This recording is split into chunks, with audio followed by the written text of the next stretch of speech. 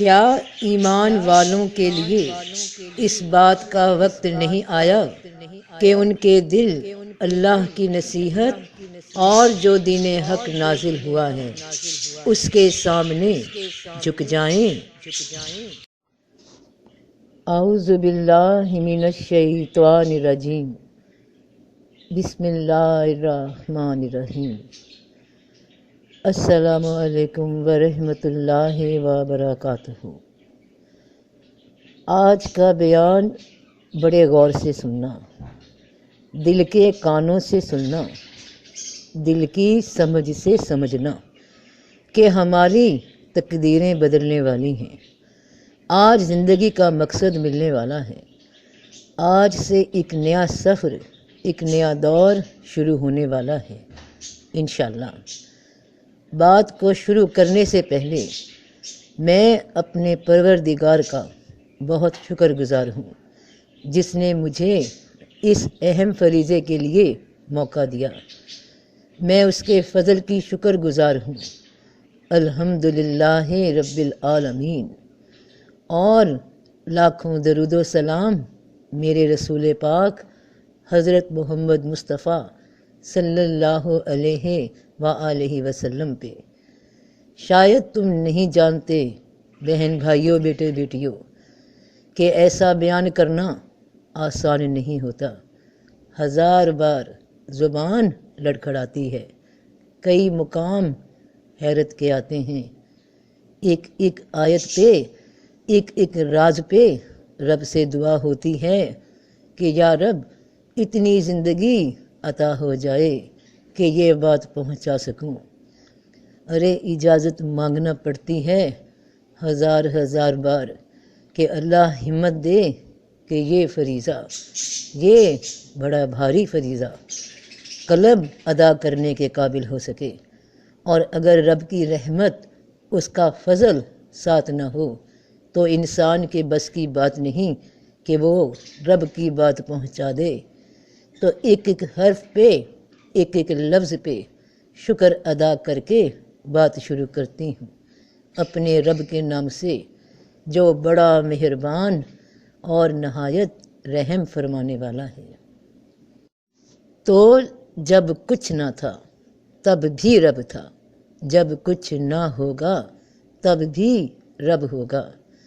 ان دونوں انتہاؤں کے درمیان جب کبھی رب نے ارادہ فرمایا کہ کائنات بنائی جائے تو اس نے جیسے چاہا بنا دی۔ جن مخلوقات کے بارے میں ہمیں علم ہے، ان میں سے 3 مخلوق جنہیں ہم جانتے ہیں، ایک نوری یعنی نور سے بنی ہوئی یعنی فرشتے، دوسری ناری یعنی آگ سے بنی ہوئی مخلوق یعنی جنات، اور تیسری مخلوق یعنی خاکی یعنی انسان۔ انہی 3 مخلوقات کا ذکر ہمارے آس پاس ہوتا رہتا ہے۔ فرشتے کب بنے، ان کی مدت تو رب جانے، مگر قرآن میں رب پاک نے اس بات سے ہمیں آگاہ کیا کہ اور میں نے جن اور انسان کو بنایا ہے تو صرف اپنی بندگی کے لیے۔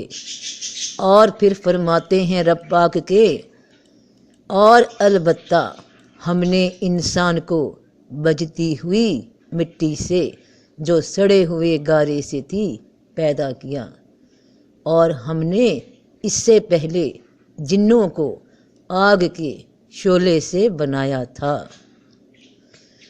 اب ذرا ان تینوں آیات کو ایک ساتھ سمجھیے کہ اللہ فرماتے ہیں کہ میں نے جن اور انسان کو بنایا اپنی عبادت کے لیے، بندگی کے لیے، کہ میرا بندہ بن کر رہے، میرا غلام بن کر رہے، یعنی جو حکم دوں تو کہے جی آقا، جو حکم تعمیل ہوگی۔ اب ذکر ہوا کہ انسان سے پہلے جنات بنائے گئے اور ان کو بنایا تھا کیونکہ وہ رب کے بندے بنے۔ ان کو انسان سے پہلے آزمایا گیا کہ وہ بندگی کا حق ادا کرتے ہیں یا نہیں، تو معلوم ہوتا ہے کہ انہوں نے ان ہدایات پہ عمل نہیں کیا، اپنی مرضی میں پڑ گئے، سرکشی میں پڑ گئے کہ مالک نے جو کہا اس پہ عمل نہیں کیا۔ جیسا کہ ہمارے ہاں اکثر دیکھنے سننے میں آتا ہے کہ گھر کے ملازم مالک کی غیر موجودگی میں گھر کی ذمہ داری اس طرح نہیں نبھاتے، وہ ڈیوٹی اس طرح نہیں نبھاتے جس طرح کے مالک نے آرڈر دیا ہوتا ہے۔ نصیحت کی ہوتی ہے تو مالک بالآخر 1-2 بار وارننگ دینے کے بعد کہ سدھر جاؤ نہیں تو نئے ملازم رکھ لوں گا اور تمہیں یہاں سے نکال کر باہر کر دوں گا۔ تو رب نے جنات کو جو انسان سے پہلے بنایا ان کو بھی سمجھ شعور دی، ان کو بھی اختیار دیا کہ اچھائی برائی یہ ہے، اس کو دیکھ کر چلنا، اور ان تک بھی اپنی ہدایات بھجوائیں اپنے پیغمبروں کے ذریعے، جیسا کہ قرآن میں بتایا گیا ہے کہ اے جنوں اور انسانوں کی جماعت، کیا تمہارے پاس تم ہی میں سے رسول نہیں آئے تھے جو تمہیں میرے احکام سناتے تھے اور وہ تمہیں ڈراتے تھے اس دن کی ملاقات سے؟ کہیں گے ہم اپنے گناہ کا اقرار کرتے ہیں اور انہیں دنیا کی زندگی نے دھوکہ دیا ہے، اور اپنے اوپر گواہی دیں گے کہ وہ کافر تھے۔ اب یہ بھی سن لو کہ دنیا صرف زمین کو نہیں کہا جاتا، بلکہ جس بھی مخلوق کو اس کے رہنے کے جس مقام پہ بھیجا گیا وہ اس کی دنیا ہے۔ تمہیں یعنی انسان کو زمین میں بھیجا گیا، سو یہ تمہاری دنیا ہے۔ جو آسمان میں رہتے ہیں وہ ان کی دنیا ہے، جو پانی میں رہتے ہیں وہ ان کی دنیا ہے، جو زیر زمین رہتے ہیں وہ ان کی دنیا ہے، اور جنات کو جہاں رکھا گیا، جہاں بھیجا گیا اس کی آزمائشوں کے واسطے، ان کی بندگی کی آزمائش کے واسطے وہ ان کی دنیا ہے، ان کی جگہ ہے، ان کا مقام ہے۔ وہ وہاں سے تم کو صرف اپنے خیالات کے ذریعے، اپنے وسوسوں کے ذریعے تمہارے دماغوں تک پہنچتے ہیں۔ تو جب انسان کو بنانے سے پہلے جنات کو جہاں تقرر کیا گیا وہ وہاں رہے، وہ آج بھی وہیں موجود ہیں۔ ان تک بھی پیغمبر پہنچے جو جنات میں سے ہی تھے، کیونکہ اللہ پاک فرماتے ہیں کہ کہہ دو اگر زمین میں فرشتے اطمینان سے چلتے پھرتے ہوتے تو ہم آسمان سے ان پر فرشتہ ہی رسول بنا کر بھیجتے، یعنی اگر فرشتوں کی جانب پیغمبر بھیجے جاتے تو وہ فرشتے ہی ہوتے۔ ہر قوم کی جانب ان میں سے ہی اس وقت کے پیغمبر بھیجے گئے، اور انسانوں میں انسان ہی پیغمبر بنا کر بھیجے گئے اپنی اپنی قوموں کی جانب اپنے اپنے دور میں۔ اور واحد رسول پاک صلی اللہ علیہ وسلم کی شان مبارک ہے کہ وہ پوری کائنات کی طرف ہر مخلوق کی جانب اللہ کا آخری پیغام لے کر اتارے گئے۔ یہی ان کی وہ شان ہے، یہی ان کا وہ مقام ہے جس مقام کو مقام محمود کہا گیا۔ ساری کائنات کے لیے رحمت للعالمین بنا کر بھیج دیے گئے۔ ہر پیغمبر میں جو بھی کسی بھی دنیا میں کسی بھی آسمان میں آج تک پیغمبر بنا کر بھیجا گیا، ان پیغمبروں میں خاص منصب جو عطا ہوا وہ رسول اللہ صلی اللہ علیہ وسلم کی ذات مبارک کو عطا ہوا کہ ان کو سب کی جانب بھیجا گیا۔ کیا چرند، کیا پرند، کیا انسان، کیا جنات، سب کی جانب یہ رسول بھیجے گئے۔ سبحان اللہ۔ تو جنات کو بنایا گیا انسان سے پہلے کہ بندگی کا حق ادا کرے، مگر جب بار بار موقع دینے پہ بھی وہ سیدھی راہ پر نہیں آئے اور ان میں سے بہت سے سرکش ہو گئے، نافرمان ہو گئے، تو رب پاک نے دوسری مخلوق کو بندگی کا منصب ادا کرنے کے لیے چن لیا۔ تو فرمایا کہ اور جب تیرے رب نے فرشتوں سے کہا میں زمین کے لیے خلیفہ بنانے والا ہوں، فرشتوں نے کہا کیا تو زمین میں ایسے کو نائب بنانا چاہتا ہے جو فساد پھیلائے اور خون بہائے؟ حالانکہ ہم تیری حمد کے ساتھ تسبیح بیان کرتے ہیں اور تیری پاکی بیان کرتے ہیں۔ فرمایا رب نے کہ میں جو کچھ جانتا ہوں وہ تم نہیں جانتے۔ بڑی غور طلب آیت ہے، کئی بار سن چکے تم، آج اس آیت کا باطن بھی سن لو کہ جب رب نے فرشتوں سے کہا کہ میں زمین میں خلافت دینے والا ہوں، تو اس آیت میں کہیں انسان کا لفظ استعمال نہیں ہوا، صرف یہ فرمایا گیا ہے کہ میں زمین کے لیے خلیفہ بنانے والا ہوں، مگر یہ اس آیت میں کہیں نہیں فرمایا گیا کہ کس کو بنانے والا ہوں۔ تبھی فرشتوں نے کہا کہ کیا تو ایسے کو نائب بنانے والا ہے جو زمین میں فساد کرے گا، خون بہائے گا؟ اب ذرا سوچئے کہ فرشتوں نے ابھی نہ آدم یعنی پہلے انسان کو دیکھا، نہ کوئی انسان کی زندگی دیکھی اور کہہ دیا کہ یہ سب ہوگا اب زمین پر۔ یعنی ذرا غور کیجئے کہ اگر فرشتوں کو اتنا علم تھا کہ آدم بڑا فساد ڈالے گا زمین پہ، تو کیا رب کو معلوم نہ تھا؟ تو بات یہ نہیں جو آج تک تم سنتے رہے کہ فرشتوں نے انسان کے لیے یہ بولا، بلکہ فرشتوں نے جنات کو، ان کے اعمال کو، ان کی حرکات کو دیکھا ہوا تھا اور دیکھ رہے تھے۔ تو جب رب پاک نے فرمایا کہ میں زمین میں خلافت دینے والا ہوں، تو ان کی پہلی سوچ اسی مخلوق پہ گئی کہ ان کو بندگی کے لیے بنایا گیا تھا، اب ان کو زمین میں بھی اختیار دیا جا رہا ہے رہنے کا، تو وہاں بھی یہ لوگ ویسا ہی کریں گے جیسا کہ اپنی دنیا میں کر رہے ہیں۔ اس بات سے یہ بھی معلوم ہوتا ہے کہ جنات کی دنیا کوئی اور ہے۔ یہاں تو بس جس طرح کسی ایلینز کے ساتھ انسان سگنلز کے ذریعے کوئی رابطہ کر لیتا ہے، اسی طرح یہ جنات انسان سے خیال نامی سگنل کے ذریعے رابطے میں ہیں۔ تو رب نے کیا فرمایا فرشتوں کو کہ جو کچھ میں جانتا ہوں وہ تم نہیں جانتے، کہ میں کسے خلیفہ بنانے والا ہوں اس زمین کا۔ تو پھر ان کو معلوم ہوا کہ یہ درجہ تو انسان کو دیا جا رہا ہے، یہ ایک نئی مخلوق جو رب نے پیدا کی ہے خاک سے، اور جب اس کی خبر جنات کو ہوئی، جب اس کی خبر جنات کے ہیڈ یعنی ابلیس کو ہوئی، تو اس نے شور ڈال دیا، اور کیونکہ وہ انسان سے بہت ہی پہلے اس کائنات میں پیدا ہو چکا تھا، زندگی گزار رہا تھا اور اپنی قوموں کے عروج و زوال بھی دیکھ چکا تھا، تو اس کو امید یہی تھی کہ اب جو ڈوبتی نیا ہے اس کی قوم کی، کہ رب انہیں معزول کر رہا ہے اس شعبے سے جسے بندگی کہتے ہیں، اور مقابلے میں ایک نئی مخلوق کھڑی کر دی کہ اب یہ کرے گا وہ کام جو تم لوگوں نے نہ کیا۔ تو اس حسد میں، اس بے عزتی کے احساس میں آج تک وہ انسان کے مقابلے پہ کھڑا ہے کہ رب پاک سے بولا جیسا تو نے مجھے گمراہ کیا ہے، میں بھی ضرور ان کی طاق میں تیری سیدھی راہ پر بیٹھوں گا۔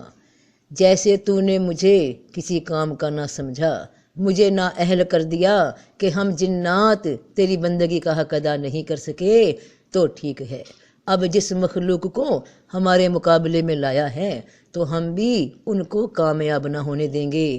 پھر ان کے پاس، ان کے آگے، ان کے پیچھے، ان کے دائیں اور ان کے بائیں سے آؤں گا، اور تو اکثر کو ان میں سے شکر گزار نہیں پائے گا۔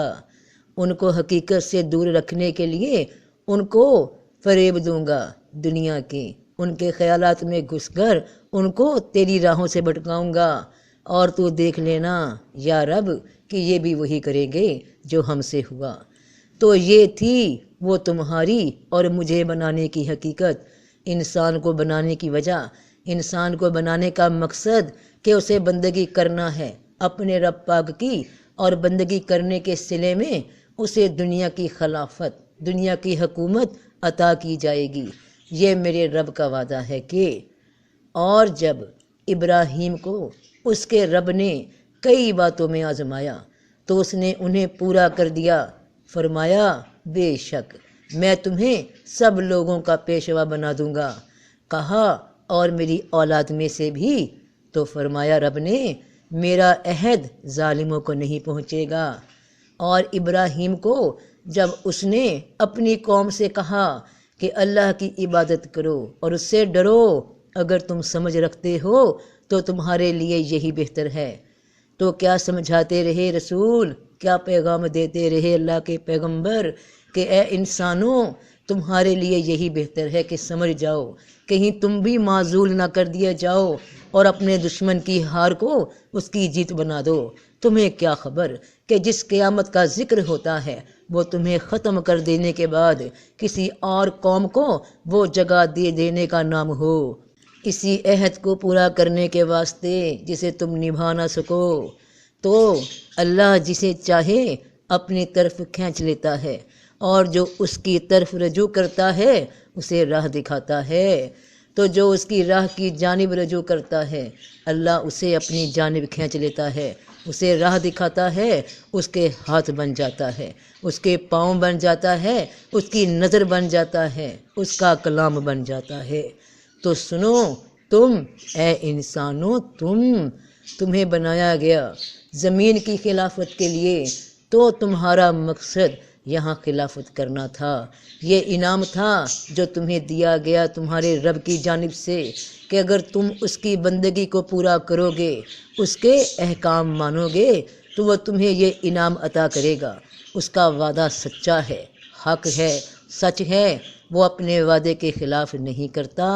وہ وعدہ آج بھی تمہارے لیے، میرے لیے پورا ہو سکتا ہے اگر ہم اس راہ کو سمجھیں کہ کیا طریقہ ہے اس زمین کی خلافت کا، اس کا حقدار بننے کا۔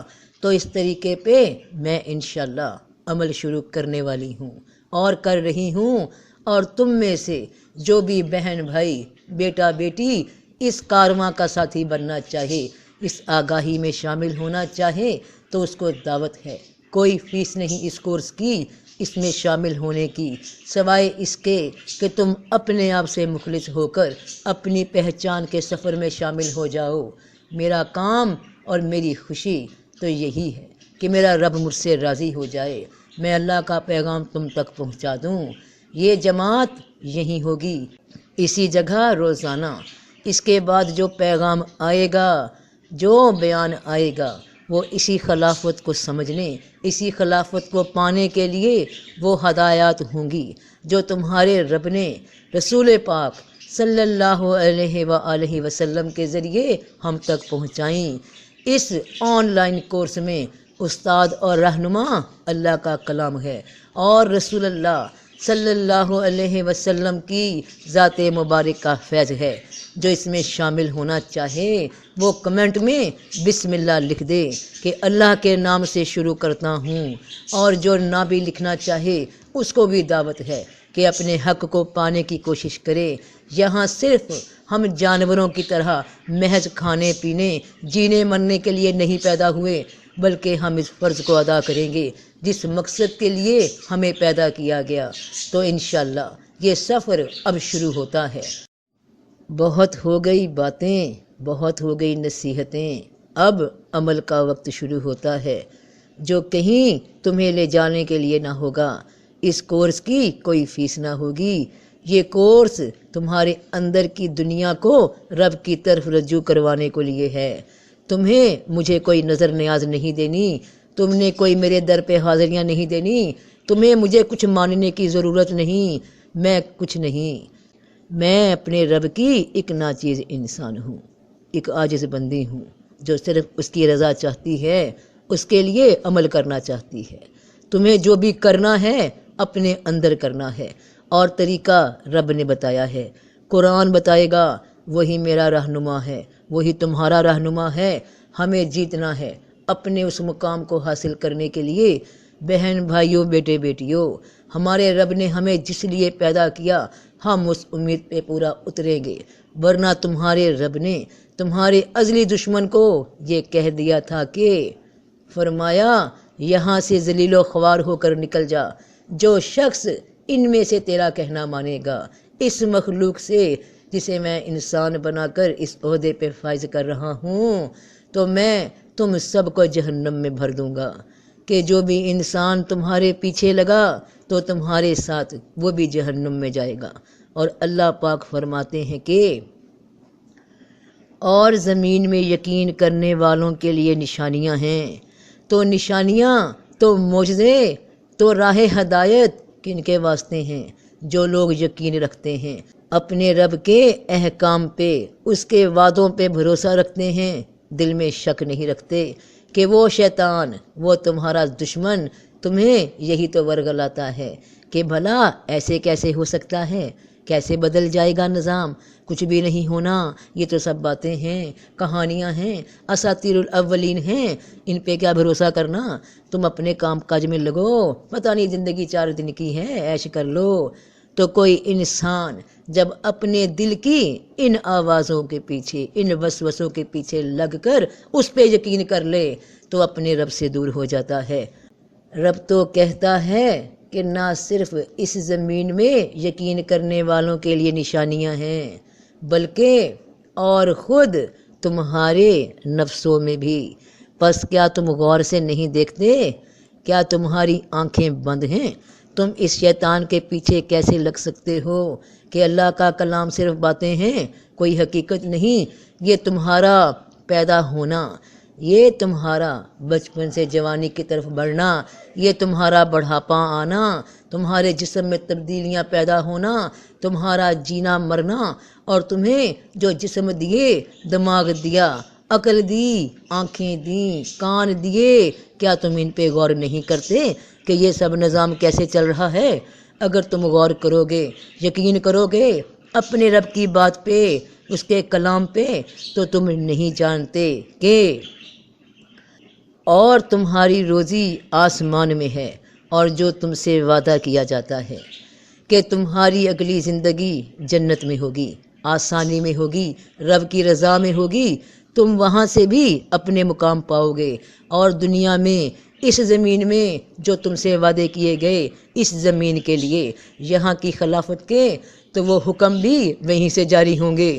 روزی صرف کھانے پینے کی چیزوں کا نام نہیں ہوتا، بلکہ روزی علم بھی ہے، منصب بھی ہے، عطا بھی ہے، فضل بھی ہے، اور برکت بھی کہلاتی ہے۔